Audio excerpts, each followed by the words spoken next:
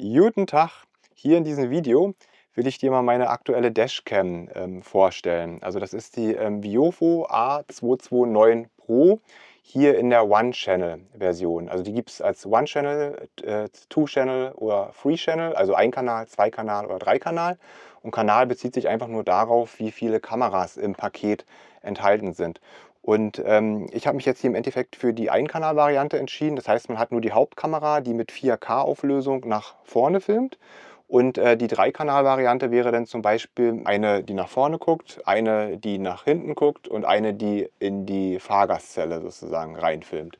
Und ich habe ja ein Wohnmobil und im Wohnmobil gibt es keine Heckfenster, also man kann da nicht nach hinten schauen, von daher fällt die schon mal weg. Und die Innenraumkamera, ja, die sehe ich jetzt auch mehr als Gimmick. Also wüsste ich jetzt nicht, inwieweit die bei einer Unfallaufklärung von Relevanz wäre.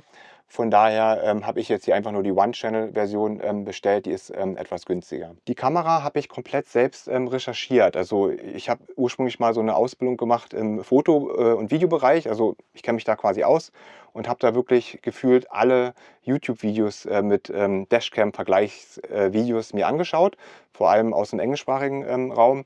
Und mein Eindruck ist so, dass jetzt diese Viofo A229 Pro mit dem Starvis 2 Sensor von Sony, dass das im Bereich der Dashcams aktuell der beste Sensor ist und von daher diese Kamera die beste Bildqualität liefert.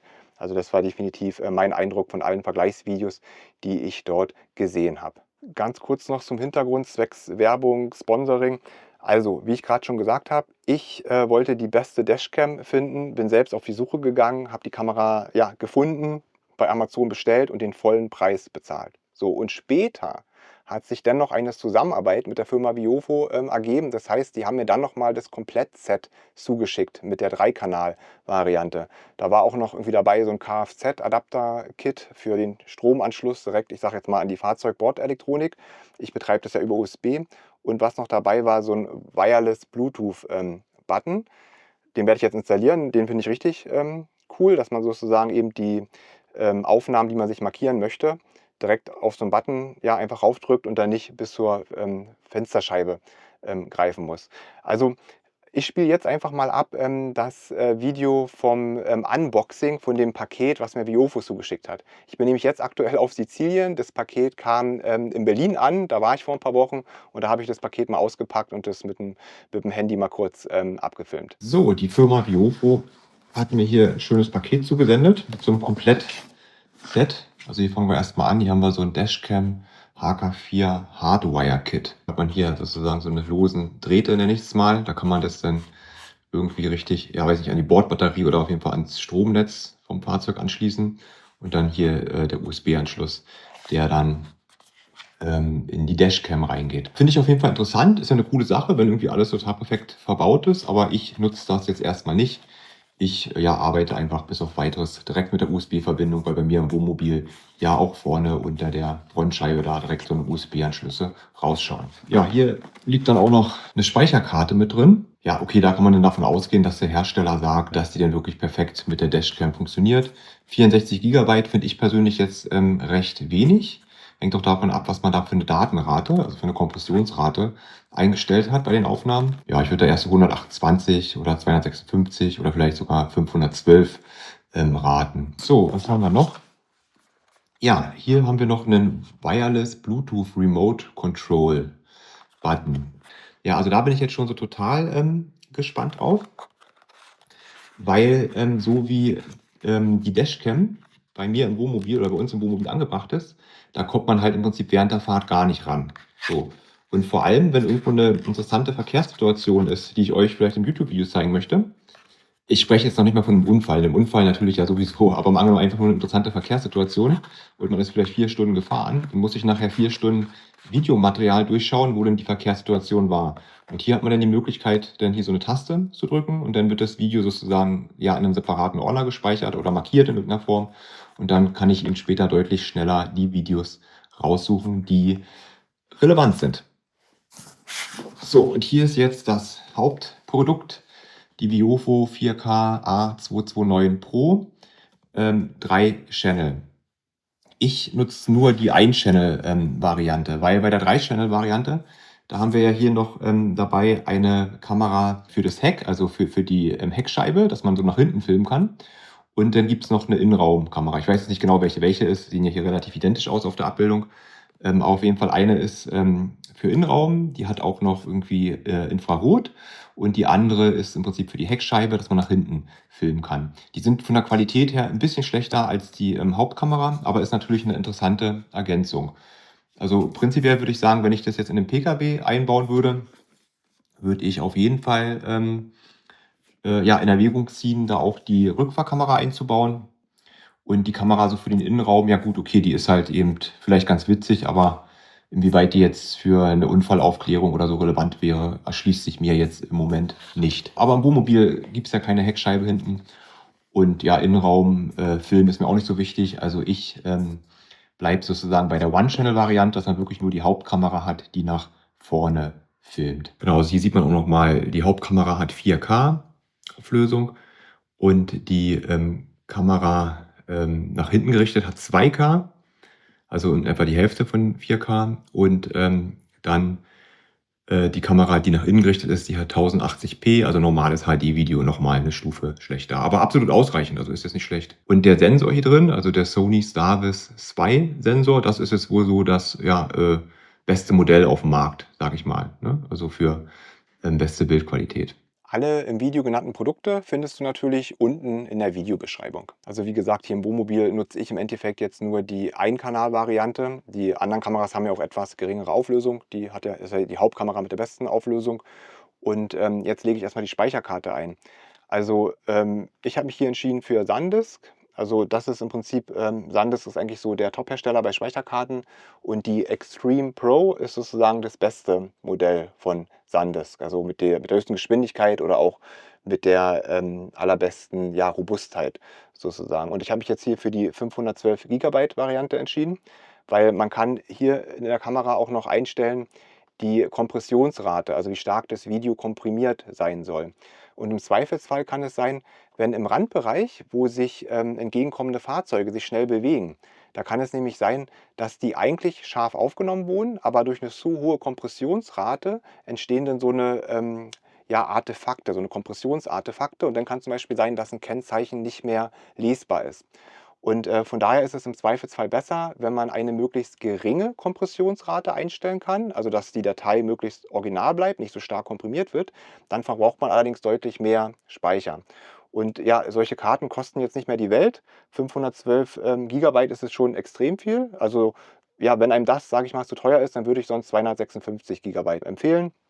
Aber das fand ich auf jeden Fall nochmal eine sinnvolle Investition. Wobei es natürlich so ist, der Normalnutzer, der das jetzt wirklich nur zur normalen Unfallaufzeichnung nutzt, der, ja, da reichen vielleicht auch 64 Gigabyte, ne, muss jeder für sich wissen. Aber wenn man jetzt wirklich irgendwie 6 Stunden oder 7 bis 8 Stunden am Stück Videomaterial haben möchte und möchte auch die Möglichkeit haben, sich dann irgendwie sich später sich nochmal 10 vom Vortag oder so sich anzuschauen, ne, dann ist es auf jeden Fall besser, eine möglichst große Speicherkarte zu verwenden. So, jetzt werde ich hier erstmal diesen Wireless Bluetooth Remote Control Button installieren. Also hier ist anscheinend ein Klebepad und eine Batterie mit dabei. Ich glaube, jetzt am Anfang werde ich ihn erstmal noch nicht festkleben. Erstmal testen. Genau, hier ist der Button an sich. Okay. Hier ist sozusagen Klebepad und hier hinten ist so eine Lasche. Das ist ja meistens dazu da, dass man das rauszieht, um dann den Stromfluss für die Batterie sozusagen freizugeben, ne? Damit die Batterie sich noch nicht entleert, währenddessen dieses Produkt noch irgendwo in einem Regal steht.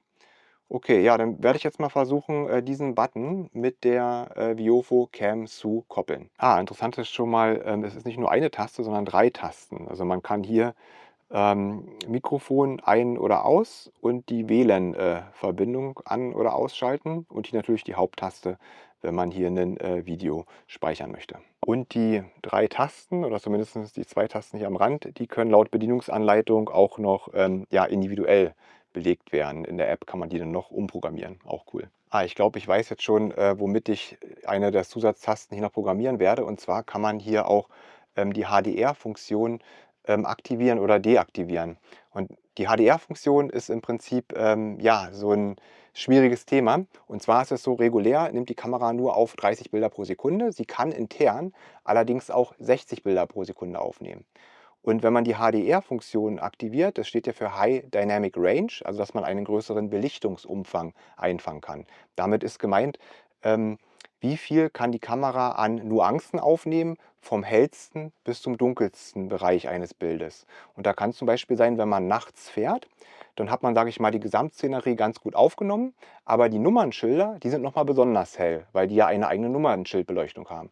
Und dann kann es zum Beispiel sein, dass man die nicht mehr lesen kann, weil die, wie man in der Fachsprache sagt, überbelichtet ausgefressen sind. So. Und das liegt dann daran, weil im Prinzip der Sensor nur einen gewissen Dynamikumfang hat, von zum Beispiel 10 Blenden, 8 Blendenstufen. Und High Dynamic Range ist dann quasi eine Funktion, wo man diesen natürlichen Dynamikumfang erweitern kann. Und technisch vermute ich, dass das so gelöst ist, dass diese Kamera intern 60 Bilder pro Sekunde aufnimmt. Und dann macht sie das so, ein Bild nimmt sie etwas dunkler auf, das nächste etwas heller, etwas dunkler, etwas heller. Und das macht sie immer abwechselnd. Und dann morpht oder mischt sie diese beiden Bilder ineinander und speichert dann wiederum ein normales Video mit 4K-Auflösung mit 30 Bildern pro Sekunde und was im Endeffekt aus 2 unterschiedlichen Belichtungen zusammengemischt wurde. Der Nachteil ist jedoch, bei diesen 60 Bildern pro Sekunde, wo im Prinzip 2 Bilder zusammengemischt werden, da wird das jeweils hellere und dunklere Bild wird nicht exakt im gleichen Moment aufgenommen, sondern etwas später. Und da ist es so, gerade wenn Fahrzeuge sich schnell bewegen, vorbeifahren, dann ist im Prinzip das eine Bild etwas früher aufgenommen und das andere Bild einen kleinen Moment später, also etwas versetzt im Bild. Und wenn diese beiden Bildbereiche nun ineinander geblendet werden, damit man diesen höheren Belichtungsumfang hat, dann liegen beide Bilder nicht mehr vollständig übereinander und dann kann es quasi verschwommen unscharf aussehen. Und von daher ist es mit dem HDR halt eben so ein zweischneidiges Schwert. Also es kann zum einen dazu führen, dass wenn vor einem ein Auto, sage ich mal, fährt, was gar nicht so super schnell sich relativ im Bild sich bewegt und das Kennzeichen wäre eigentlich perfekt scharf ablesbar, aber ohne HDR ist es einfach ausgefressen und man kann es nicht mehr ablesen. Dann hat man den Vorteil, dass mit HDR mehr Belichtungsumfang reinkommt und man kann das Kennzeichen noch klar ablesen. So. Wenn wir jetzt allerdings irgendwo die gleiche Situation sozusagen haben im Randbereich und mal angenommen, da wäre das vielleicht noch etwas heller und das Kennzeichen wäre gar nicht ausgefressen, aber wir haben trotzdem HDR eingeschaltet und das Auto bewegt sich eher im Randbereich und bewegt sich relativ extrem schnell im Bild. So, dann wäre es so, dass ohne HDR das Kennzeichen eventuell noch perfekt scharf zu lesen wäre. Und mit HDR, was sich ja zusammensetzt aus 2 zeitlich versetzten Aufnahmen, wird das Bild dann mit einmal unscharf. Genau. Also von daher ist das mit dieser HDR-Technik so ein zweischneidiges Schwert. Also in gewissen Situationen kann es enorme Vorteile mit sich bringen und in anderen Situationen kann es dieses normale Standardmaterial sogar so stark verschlechtern, dass man damit immer doch kein Kennzeichen mehr lesen kann. Und grundsätzlich kann man vielleicht noch sagen, also wenn es wirklich draußen dunkel ist, also es ist Nacht, dann wird man mit HDR vermutlich häufiger mal einen Vorteil haben, als wie dass es nachteilig ist, die Funktion eingeschaltet zu haben. Und wenn man ganz normal tagsüber fährt, dann ist es wiederum umgekehrt, dass es dann mit HDR-Funktion eingeschaltet eher häufiger mal einen Nachteil hätte, als es sozusagen umgekehrt ein Vorteil wäre. Also von daher kann man im Prinzip sagen, nachts HDR eingeschaltet, tagsüber aus. Super wäre natürlich, wenn die Kamera so eine Funktionalität hätte, dass sie einfach ja, erkennen kann, wie hell es sozusagen ist. Also sie kann zwar die Belichtung einstellen, sie kann allerdings nicht verstehen und erkennen, haben wir jetzt Tag, haben wir jetzt Nacht, haben wir jetzt blaue Stunde, also der Übergang zwischen Tag und Nacht. Das kann die Kamera jetzt sozusagen nicht interpretieren. Wenn sie das könnte, wäre es natürlich super, wenn sie das einfach als Trigger nutzen würde, um eigenständig zwischen HDR und normaler Aufnahme hin und her zu schalten. Die beste Option ist jetzt tatsächlich, ich lege mir hier diese HDR-Funktion hier auf diese Zusatztaste und kann dann einfach ganz flexibel während der Fahrt, ohne nach vorne zur Windschutzscheibe greifen zu müssen, kann ich einfach ja, direkt an dem Schalter schnell während der Fahrt, wenn ich merke, oh ja, jetzt ist es eindeutig dunkel, kann ich HDR aktivieren und tagsüber entsprechend wieder deaktivieren. Jetzt will ich diesen Bluetooth-Button hier erstmal koppeln. Also erstmal ziehe ich jetzt hier an diesem Pull-Läppchen. Genau, jetzt ist die Batterie freigegeben und man soll angeblich nur hier diese Videosperrtaste 3 Sekunden lang drücken. Genau, jetzt koppelt es anscheinend. Genau, und jetzt, wenn es blau blinkt, es hat es einmal blau geblinkt, dann soll es angeblich schon verbunden sein. Ich drücke jetzt mal hier rauf. Video geschützt. Ja, die Kamera hat gesagt, Video geschützt, also ist jetzt schon verbunden. Also einfacher geht's nicht. Das hat echt super funktioniert, die Kopplung von dem Button mit der Kamera. So, jetzt schauen wir uns hier noch mal ein bisschen das ja, Menü von der Viofo A229 Pro Kamera an. Genau, also man kann das Handy über WLAN mit dieser Viofo-Kamera koppeln. Das muss man hier ein paar Sekunden auf die WLAN-Taste drücken. Dann wird hier kameraintern quasi das WLAN gestartet. Und dann muss man eben entsprechend die Viofo-App installiert haben und zusätzlich noch ein Passwort eingeben. Also standardmäßig ist es 1, 2, 3, 4, 5, 6, 7, 8. Dann gehen wir hier mal in die Einstellungen rein und gucken mal, was wir hier alles so machen können.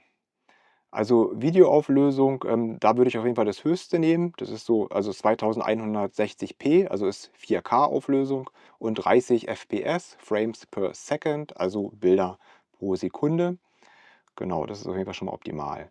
So, die Loop-Aufnahme. Hier stellt man ein, wie viele Teilstücke oder wie groß ein Teilstück sein soll. Da habe ich hier das größte gewählt. Ja, also was könnten jetzt die Argumente sein? Also mal angenommen, man will irgendwie sich ganz schnell sich eine Datei, wo der Unfall zu sehen ist, sich überspielen und die Datei ist, sage ich mal, nur 3 Minuten lang, dann kann man die natürlich leichter handeln, also geht schneller zu übertragen, die Datei ist kleiner. Wenn ich jetzt eine 10 Minuten Datei habe, dann habe ich ja sozusagen noch ganz viel Material drin, was ich gar nicht brauche. Aber wenn ich mich, sage ich mal, für eine 3 Minuten Datei entscheide, dann ist natürlich die Wahrscheinlichkeit höher, dass der Unfall exakt an so einem Punkt entstanden ist, wo gerade wieder eine neue Datei geschrieben wird. Also dass man eigentlich 2 Dateien braucht, um den Unfall abzubilden. Ist prinzipiell kein Problem. Also die Dateien werden nahtlos erzeugt. Also wenn man in einem Schnittprogramm die Dateien aneinander legt, dann sieht man ein perfekt durchgängiges Video. Aber gut, da muss man natürlich wissen, wie man ein Schnittprogramm bedient. Also Fazit, ich habe für mich die 10 Minuten Stückelung gewählt. Es ist auch nicht so, dass die übrigen Videos automatisch abgelöscht werden, sondern abgelöscht wird erst, wenn die Speicherkarte voll ist und die Stückelung ist jetzt immer 10 Minuten. Ja, Audio ist jetzt hier eingeschaltet. Genau, nimmt die Kamera einfach noch auf, was so innen drin im Fahrzeug quasi gesprochen wird. Belichtung hier für die 3 Kameras. Belichtung vorne, innen und hinten. Ich habe ja nur die Kamera vorne in Betrieb. Und da ist es allgemein so, dass ich so den optimalen Bereich ja bei minus 0,3, minus 0,6, vielleicht auch minus 1, je nach Situation, aber sagen wir mal als Allround-Einstellung, irgendwo bin ich noch ein bisschen unsicher zwischen minus 0,3 oder minus 0,6 sehe. Ja, da experimentiere ich noch so ein bisschen. Ja, ich habe jetzt erstmal minus 0,3 eingestellt, aber ja, ich bin mir immer noch unsicher. Also minus 0,6 könnte noch besser sein. Warum? Also in der Digitalfotografie oder in der Digitalvideografie ist es so, dass wenn ein Bildbereich zu hell ist, also überbelichtet ist, ausgefressen ist, dann ist da überhaupt keine Information mehr drin. Es ist einfach nur absolutes Weiß und es ist keine Zeichnung mehr vorhanden. Wenn eine Sache so dunkel aufgenommen wird, dann kann man noch eher in der Nachbearbeitung das noch so ein bisschen heller ziehen und kann da doch noch so ein bisschen Details, ein bisschen Zeichnung rausziehen. Das heißt allgemein, wenn man jetzt aus der Fotografie oder Videografie kommt, dann ist es halt eben immer so ein Punkt, dass man sagt, man soll auf die Lichter belichten. Also dafür sorgen, dass in den Lichtern auf jeden Fall alles drin ist, weil man im Zweifelsfall in den Schwärzen immer noch ein bisschen mehr Spielraum hat. Und wie ich ja auch schon beim HDR-Thema erklärt hatte, man hat es eher häufiger das Problem, dass irgendwo Kennzeichen zum Beispiel zu hell abgebildet sind, also ausfressen und man sie deswegen nicht mehr lesen kann, als dass man das Problem umgekehrt hat.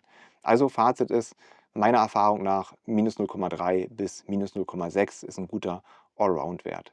So, dann haben wir HDR, dazu hatte ich ja schon einiges erklärt. Frontkamera HDR aus, da klicke ich jetzt rauf. Und jetzt kann ich machen HDR aus, HDR ein oder automatisch HDR Zeit. Ich habe jetzt hier erstmal HDR aus, weil ich jetzt gleich tagsüber eine Testfahrt mache. Und ja, mein Ziel wäre dann hier über den kleinen Zusatzbutton, mir das so zu legen, dass ich den HDR ganz flexibel während der Fahrt einschalten kann. Also jetzt erstmal HDR aus. Genau, dann kann man hier noch die automatische HDR-Zeit einstellen. Also es wäre dann hier automatische HDR-Zeit. Und dann könnte man darunter einstellen, in welcher Uhrzeit soll HDR aus sein, wann soll es an sein. Ja, ist natürlich schwierig, weil ja, wenn eine Woche vergangen ist, dann haben wir ja schon wieder ganz andere Zeiten, wann es hell und wann es dunkel wird. Oder an einem bewölkten Tag wie heute ist es früher dunkel und ja, also weiß ich nicht. Das wäre einfach besser, wenn die Kamera, also technisch wäre es theoretisch möglich, dass die Kamera anhand ihrer Belichtungswerte, die sie gemessen hat, abschätzen könnte, ob wir bereits Nacht haben oder Tag haben. Oder auch wenn man tagsüber in einem Tunnel fährt, würde HDR auch Sinn machen, ist ja auch wie Nacht. Ne? Aber okay, also finde ich nicht so optimal gelöst. Genau, denn G-Sensor-Empfindlichkeit, also irgendwas ist hier, wenn hier eine dolle Erschütterung ist, gut, jetzt nicht, aber auf jeden Fall, wenn eine dolle Erschütterung ist, dann markiert die Kamera automatisch die Aufnahme, weil sie davon ausgeht, dass da ein Unfall war. Und dann kann man hier die Empfindlichkeit einstellen. Ist jetzt mittlere Empfindlichkeit eingestellt, kann man auch auf Ausstellen. Also es ist einfach nur die Frage, ob die Aufnahme automatisch gesichert wird. Wenn ich allerdings eine sehr große Speicherkarte habe, wo klar ist, da wird frühestens was gelöscht, was irgendwie älter als 8 Stunden ist am Material, ja, dann wird man ja wohl nach dem Unfall irgendwann in der Lage sein, sich die Daten sich mal zu sichern. Also für mich ist es jetzt nicht so relevant. Vielleicht schalte ich das auch aus, weil ich hatte es tatsächlich schon mal, wenn ich irgendwie über eine Bodenwelle oder so gefahren bin, ne, dass die Kamera sich dann gemeldet hat mit Aufnahme wurde gesichert, weil sie dachte, da gab es jetzt vermutlich einen Parkrempler. Ja, Datum, Wasserzeichen, das ist sicherlich, dass halt das Datum im Videobild mit eingeblendet wird. Ja, da macht es natürlich Sinn, wenn man auch immer guckt, ob man hier Datum und Uhrzeit korrekt eingegeben hat, weil wenn das wirklich mal vor Gericht verwendet werden sollte und da steht dann irgendwie das falsche Datum, man muss dann erklären, ja, es war aber ein anderer Tag, ist natürlich blöd. Also das heißt, wenn man da keinen Bock hat, sich darum zu kümmern, dass die Daten hier immer aktuell sind, dann würde ich sowas vielleicht ausschalten. Sonst denke ich, ist es im Zweifelsfall schöner, wenn die Daten direkt ins Videobild mit reingeschrieben sind. Ja, Bitrate normal, da hatte ich das ursprünglich mal auf Maximum. Da war die Speicherkarte extrem schnell voll. Dann hatte ich hoch, war immer noch sehr schnell voll. Und jetzt war ich mal auf normal gegangen, weil ich ja noch diese 64 GB Speicherkarte drin hatte. Jetzt gehe ich allerdings auf hoch, weil ich ja jetzt diese 512 GB Speicherkarte habe und es jetzt nicht mehr so ein Thema darstellt. Ja, grundsätzlich, theoretisch wäre es mal spannend, wenn ich jetzt hier mehrere solcher Kameras installieren würde und ich würde die eine Kamera auf normal und die andere auf hoch und die dritte noch auf Maximum stellen. Wenn man dann irgendwo in der Realsituation fährt, alle 3 Kameras ganz dicht nebeneinander und dann könnte man mal einen Vergleich machen, wenn sich am Bildrand sich schnell was bewegt, inwieweit eine weniger starke Kompressionsrate, sprich größere Datei, tatsächlich noch mehr Bildschärfe bringt. Also in der Theorie ist es definitiv so, aber ich habe jetzt hier halt eben natürlich keine ähm, Praxisbilder oder ich habe jetzt hier keine Bilder, die ich jetzt hier vorweisen kann. Aber im Prinzip gehe ich mal davon aus, die von Viofo haben sich schon was bei gedacht und ich denke mal, Maximum dürfte dann sein, um ja, das aller perfekteste Bild rauszuholen und hoch dürfte einfach ein sehr, sehr guter Wert sein. Von daher setze ich jetzt mal auf hoch und bei normal könnte ich mir schon vorstellen, dass man hier schon einen ja, recht starken Kompromiss eingeht zwischen Qualität und Datenrate. Also von daher mit hoch hoffe ich jetzt einfach mal im Blindflug, dass hoch hier der optimale Wert ist. Aber von meiner Expertise als Videograf und Fotograf ist das auf jeden Fall in der Theorie korrekt, was ich hier erläutert habe, dass die höhere Bitrate im Zweifelsfall einen den Arsch retten kann, wenn damit einmal noch ein Kennzeichen erkennbar ist, was sonst nicht erkennbar wäre. Bei der Bitrate, damit wir uns da nicht falsch verstehen, ist es so, wenn sich im Bild sich nichts bewegt, dann wird man keinen Unterschied sehen zwischen normal, hoch oder Maximum. Also wenn sozusagen man einfach nur auf dem Parkplatz steht, da bewegt sich nichts großartig, dann wird man keinen Unterschied sehen. Mit der Bitrate hat nur Auswirkungen, wenn sozusagen jedes Bild, was die Kamera aufnimmt, also Video besteht ja aus ganz vielen aneinandergereihten Einzelbildern. Und wenn jedes Bild sozusagen komplett anders ist, das hat man in dem Fall, wo man schnell fährt und die Sachen, die sich am Rand schnell sich bewegen, da ist sozusagen jeder Frame, jedes Videobild ist sozusagen anders. So, und da in solchen Momenten braucht die Kamera eine ähm, hohe Bitrate, also dass sie sozusagen ganz viel Daten wegspeichern kann. Und wenn man ihr das nicht erlaubt, weil die Dateien klein sein sollen, dann muss sie da ganz stark komprimieren und dann könnte das sein, wo sich ganz schnell sich was bewegt, dass das Bild dort noch unschärfer, noch verkrisselter wird, als es eigentlich sein müsste. Zeitraffer, ja, Zeitraffer ist dann so ein Spezialthema, dass das Video nicht durchgängig aufgenommen wird, sondern immer nur zum Beispiel ein Frame pro Sekunde und da sieht man halt so einen Zeitraffer-Effekt. Ja, die Bluetooth-Tastenfunktion, Genau, also hier geht es hier darum, am Bluetooth-Schalter, diese Tasten hier am Rand, die kann ich jetzt hier noch anders belegen. Mikrofon, mach ein Foto, wählen, ein, ausschalten, ausschalten, wechseln Sie zur Zeitrafferaufnahme, HDR ein, ausschalten. Ja genau, das würde ich denn nehmen. Mache ich jetzt gleich mal. Die Mikrofontaste brauche ich eh nicht. Mikrofon kann bei mir immer eingeschaltet sein. Da wähle ich jetzt mal HDR ein, ausschalten. Ja. So, und den zweiten Aktionsknopf, wählen, ein, ausschalten. Ja, da fällt mir jetzt erstmal nichts Besseres ein. Würde ich jetzt demnach bei wählen, ein, ausschalten lassen. Also es wäre halt eben interessant, wenn man jetzt während der Fahrt sagen möchte, man will jetzt mal mit der App auf die Kameras zugreifen. Dann muss man nicht extra hier an die Taste greifen, weil hier im Wohnmobil muss man wirklich sehr weit oder sehr stark sich bewegen, um an die Kamera ranzukommen. Dann kann man das gleich hier mit dem Button steuern, dass sich das WLAN sich einschalten soll. Und dann kann man sich mit der Handy-App verbinden, falls man halt hier irgendwelche Einstellungen in der Kamera vornehmen möchte. Ja, dann haben wir hier Zeitformat, 24 Stunden, Sommerzeit, Datumsformat, Zeitdatum, verzögerter Start, Innenraumkamera, Infrarot, LED. Genau, also Infrarot-LED wäre für die Innenraumkamera, die nutze ich ja gar nicht. Also ich werde jetzt hier nicht auf alle Sachen eingehen. Ich schaue mal noch ganz kurz, ob hier noch irgendwas ist, wo ich was substanziell Interessantes zu beisteuern kann. Ja, hier kann man auf jeden Fall noch einstellen, was im Videobild alles so eingeblendet sein soll. Und Markenwasserzeichen, also da würde dann ganz groß stehen Viofo. Das habe ich ausgeblendet. Also ich stelle mir einfach vor, also entweder weil ich was auf YouTube einblende, wie soll es da aussehen, oder halt der eigentliche Fall, das landet irgendwo vor Gericht. Dann wird wahrscheinlich der Anwalt entweder arbeiten mit Screenshots, also ausgedruckten Fotos, ne, die dann quasi im Anwaltsschreiben, also in die Akte drin landen, weil das kann der Richter ja besser auswerten. Oder der Richter guckt sich wirklich ein vollständiges Video an. Also muss sich ja immer sich vorstellen, ne, wie arbeitet das System. So, da würde ich jetzt sagen, dass da irgendwo steht Viofo, würde ich sagen, hat da jetzt keinen Mehrwert. Und alles, was keinen Mehrwert hat, ne, ist eher Ablenkung. So, Logo-Stempel. Da glaube ich, ist die irgendwie eine Funktion, wo man noch ein eigenes Logo mit hochladen könnte. Genau, ist für mich jetzt auch nicht relevant. Und HDR-Stamp wäre dann sicherlich, dass eingeblendet ist, ob man gerade HDR an oder aus hat. Sehe ich aber auch keinen Mehrwert drin, weil ja, also so eine Diskussion will man doch irgendwie vor Gericht gar nicht eröffnen. Ja, da war HDR an, da war HDR aus. HDR könnte ja theoretisch ja auch das Bild ein bisschen verfälschen, ne? Also da würde ich jetzt gar keine Angriffsfläche für bieten wollen. Ja, Bildschirmschoner, das fand ich so ein bisschen schade. Und zwar, die Kamera läuft ja jetzt gerade. Aber jetzt sieht man hier nur ein schwarzes Bild. Also hier ist gar nichts. Und zwar ist es so, wenn die Kamera sich einschaltet, dann sieht man hier kurzes Bild, also kann grob kontrollieren, was aufgenommen wird. Aber nach einer gewissen Zeit geht es aus. Und hier bei Bildschirmschoner wollte ich eigentlich einstellen aus, also dass der Bildschirmschoner, also sprich Bildschirm aus, dass das gar nicht passiert. Aber von 3 Sekunden, 1 Minute, 3 Minuten, also 3 Minuten ist der längste Wert, wie dieser Bildschirm hier eingeschaltet sein kann. Also ja, vielleicht habe ich da auch irgendwie was falsch verstanden, dann würde ich das nochmal unten in den Kommentaren nochmal korrigieren, aber ich habe jetzt keinen Weg gefunden, dass der Bildschirm permanent anbleibt. Ja, und ich würde es eigentlich ganz nett finden, wenn der Bildschirm während der gesamten Fahrt permanent an ist und man da immer ein bisschen so kontrollieren kann, ja, wie die Aufnahme gerade aussieht. Ja, Frequenz der Lichtquelle, also da ist es im Prinzip eigentlich heute nicht mehr so relevant. Hier in Europa haben wir 50 Hertz und demnach kann man davon ausgehen, wenn irgendwo Straßenlaternen sind, dass die dann quasi mit 50 Hertz flackern und so kann die Kamera dann gegebenenfalls das eher flackerfrei aufnehmen. Ist aber heutzutage nicht mehr so relevant, weil ja größtenteils LEDs verbaut sind und die haben dann ein elektronisches Vorschaltgerät, was ohnehin dann nochmal unabhängig von der Netzfrequenz die Lampe zum Flackern bringt. Ne? Also Energiesparlampen und LED-Lampen, die sind ja nicht permanent an, sondern die gehen ja immer an, aus, an, aus, an, aus.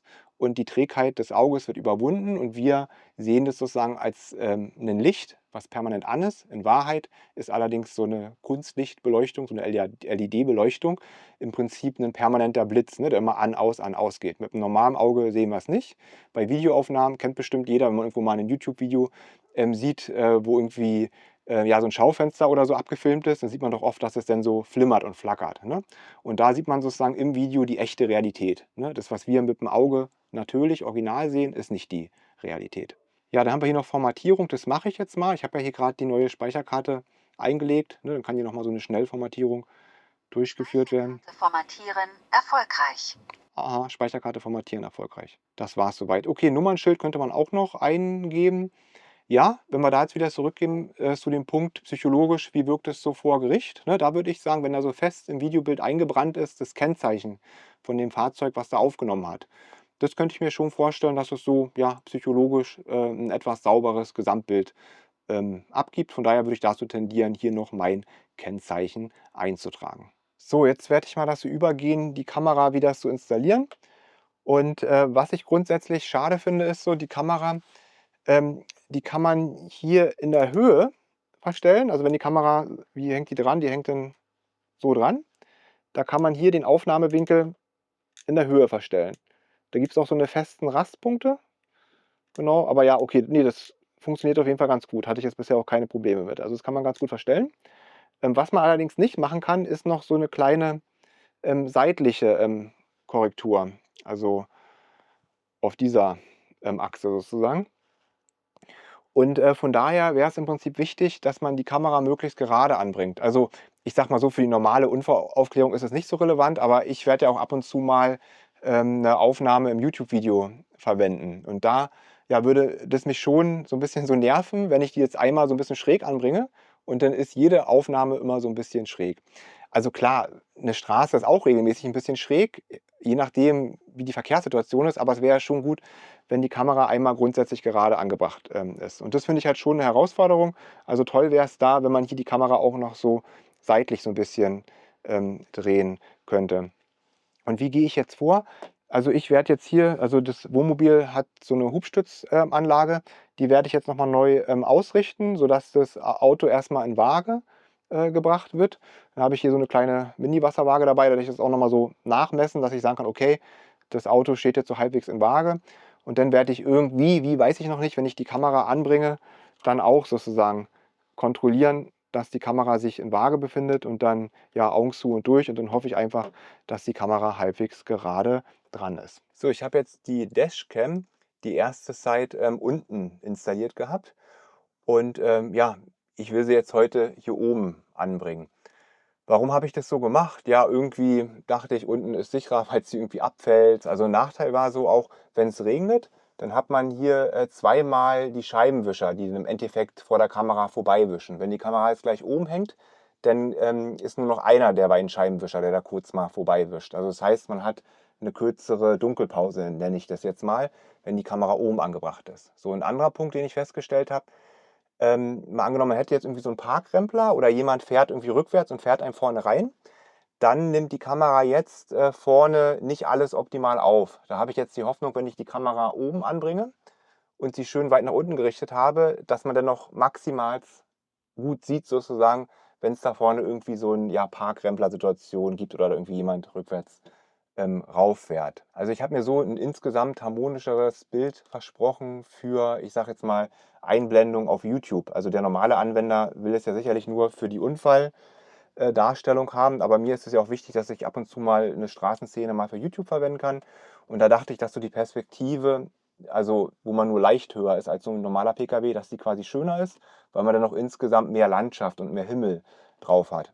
Aber im Endeffekt denke ich, wenn es wirklich darum geht, jetzt um einen Unfall gut einzufangen, dass es dann natürlich mehr von Interesse ist, dass einfach die Verkehrssituation, die Straße perfekt drauf ist. Und da würde ich jetzt mir auch erhoffen, dass wenn man das weiter von oben filmt, ja, man hat vielleicht weniger Horizont, weniger Himmel drauf, aber insgesamt mehr von der Straße, von den Fahrzeugen, schön von oben raufgeschaut, dass das eigentlich für die Unfalldokumentation im Endeffekt besser ist. Von daher wird die Kamera heute von unten nach oben versetzt.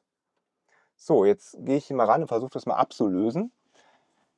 Die Kamera direkt ist ja nicht direkt auf die Scheibe geklebt, sondern hier ist so eine durchsichtige Folie. Jetzt weiß ich jetzt nicht, ob man das gut sehen kann, aber das ist so eine Folie, die war eigentlich ohne Klebstoff.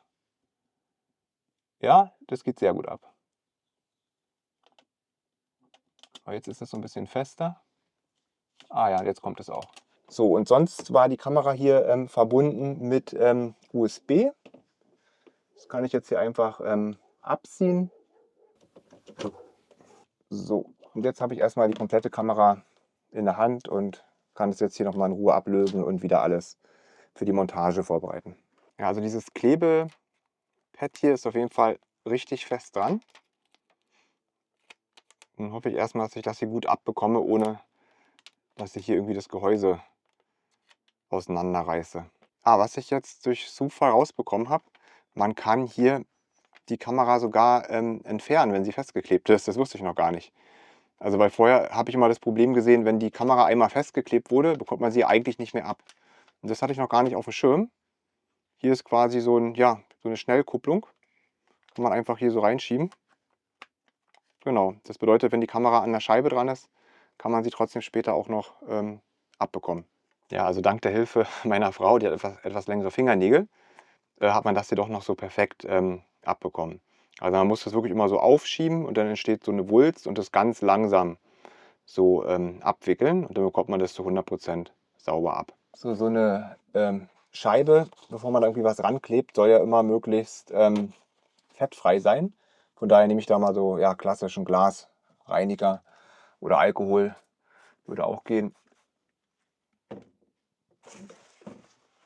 Um einfach eine richtig gute Ausgangsbasis für die Klebung zu schaffen. So, also mit dieser Installation hier tue ich mich echt schwer. Hier so ein paar Markierungspunkte gemacht und halte jetzt hier die Wasserwaage ran und werde dann dieses Stück hier von der Kamera dann an die Wasserwaage ranhalten und hoffen, dass ich es irgendwie gerade ranbekomme. So, und als erstes entferne ich hier noch so eine Schutzfolie.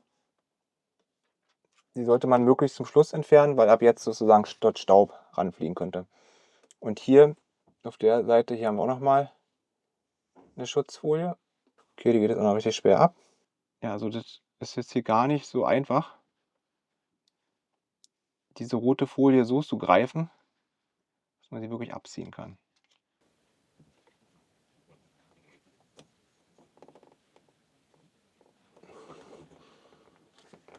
So, ja, da soll man das noch gut ein paar Sekunden so andrücken. Können wir jetzt hier die Kamera einhaken. Genau, jetzt ist die Kamera eingerastet. Man kann sie auch wieder entnehmen.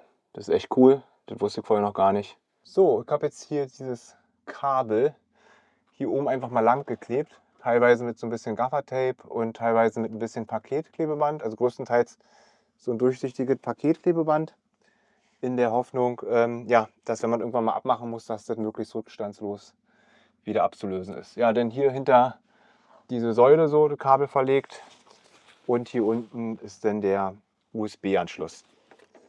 Die Dashcam ist jetzt endlich installiert und ich werde jetzt noch so eine Testfahrt durchführen. Währenddessen ich hier spreche, blende ich auch noch so ein paar Aufnahmen ein. Ich hatte die ja vorher unten an der Scheibe installiert und jetzt oben an der Scheibe, dass man einfach noch mal so einen Eindruck bekommt, wie sich da jetzt die Perspektive verändert hat. Das Leben ist so kurz, um nur zu rennen. Die Zeit vergeht, doch wir wollen sie erkennen.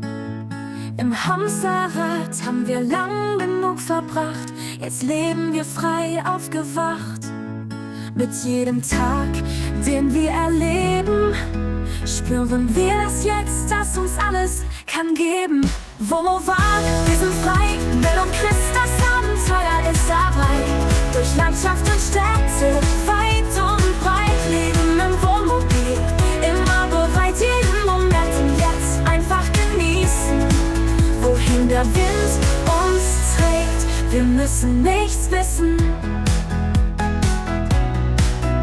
Das Wohnmobil ist unser kleines Reich. Die Welt da draußen, so farbenreich. Menschen und Orte, so viel zu entdecken. Im Augenblick leben lässt uns alles wecken. Kein Stress, keine Eile, nur wir zwei. Im Moment zu sein, das macht uns frei. Wo war, wir sind frei, Mel und Chris, das Abenteuer ist dabei. Durch Landschaft und Städte, weit und breit, leben im Wohnmobil, immer bereit, jeden Moment und jetzt einfach genießen. Wohin der Wind uns trägt, wir müssen nichts wissen. Der Augenblick ist alles, was zählt. Im Hier und Jetzt liegt unsere Welt. Die Reise geht weiter, Schritt für Schritt. Freiheit und Abenteuer nehmen wir mit. Wo war, wir sind frei, Mel und Chris, das Abenteuer ist dabei. Durch Landschaft und Städte, weit und breit, leben im Wohnmobil, immer bereit, jeden Moment und jetzt einfach genießen. der Wind uns trägt. Wir müssen nichts wissen, im Wohnmobil, da sind wir daheim. Leben im Jetzt, im Sonnenschein. Die Reise geht weiter, der Weg ist klar. Mel und Chris, wir sind immer da. So. Wo fährt er jetzt nicht? In den Vorderrad. Ah, okay, jetzt soll ich da durchfahren. Okay, gut. Soll ich da jetzt durchfahren, oder? Weiß ich nicht. Nein, geht das auch nicht. Soll ich mal gucken? Ja, So, du sagst mal ganz knallhart rechts an, ne? Ja, ist noch Platz.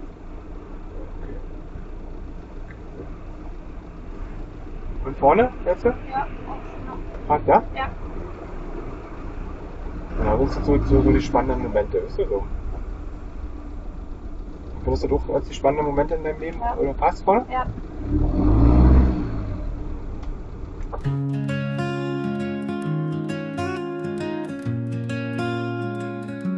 Ein Blick nach vorne, die Straße zieht vorbei.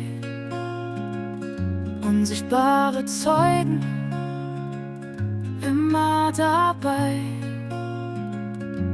Ein stiller Begleiter, Tag und Nacht. Sieht, was das Leben auf der Reise so macht. Augen auf der Straße, immer auf Empfang. Hält fest, was passiert, ob schön oder gefährlich. Ein Schutzengel aus Glas, immer bereit für Klarheit im Chaos zur rechten Zeit.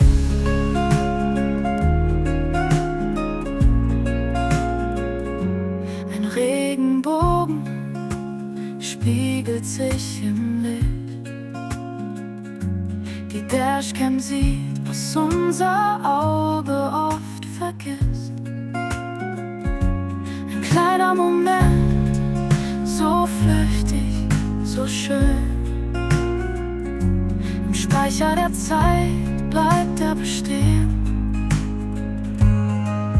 Augen auf der Straße, immer auf Empfang. Hält fest, was passiert, ob schön oder gefährlich. Ein Schutzengel aus Glas, immer bereit für Klarheit im Chaos zur rechten Zeit. Wenn Worte nicht reichen, will er beweisen, was wirklich geschah in stürmischen Reisen. Ob auf der Autobahn, im Stadtverkehr, die Wahrheit bleibt, sie fliegt nicht mehr. Augen auf der Straße, immer auf Empfang. Hält fest, was passiert, ob schön oder gefährlich. Ein Schutzengel aus Glas, immer bereit für Klarheit im Chaos zur rechten Zeit. Die Straße ist ein Buch, das wir schreiben. Mit jedem Kilometer, den wir treiben. Die Dashcam, unser treuer Begleiter. Für jede Reise immer weiter. Ja, meiner Meinung nach, ich habe wirklich extrem viele Videos ausgewertet, ist die Viofo A229 Pro mit dem 4K-Sensor von Sony, der Starvis 2, ist aktuell ja die Dashcam mit der besten Bildqualität auf dem Markt und ja, ich kann die im Prinzip uneingeschränkt empfehlen. Dann ja, vielen Dank, dass du bis hierhin zugeschaut hast und mach's gut.